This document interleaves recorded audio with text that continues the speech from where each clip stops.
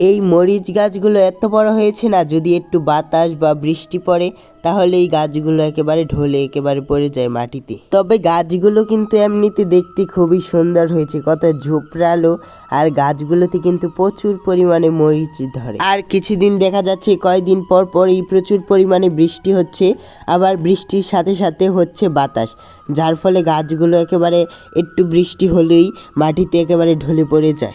আর তোমাদের তো আগেও দেখিয়েছিলাম যে গাছগুলোর উপর দিয়ে কত ধকল গিয়েছিল। আর এরকমভাবে যদি কিছুদিন পর পরই গাছগুলোর গোড়া নাড়াচাড়া হয় তাহলে হয়তো গাছগুলো আর বাঁচবে না। এত সুন্দর শখের আমার মরিচ গাছগুলো মরে গেলে কীরকম না, কত সুন্দর। এখান থেকেই যখন একটু টুকিটাকি মরিচ দরকার পড়ে তখন এই গাছগুলো থেকেই নেওয়া হয়। তবে গাছের মরিচের রঙটা কিন্তু খুবই সুন্দর, দেখো এই গাছের মরিচটা কত সবুজ, অনেকগুলো মরিচই দেখো ধরছে।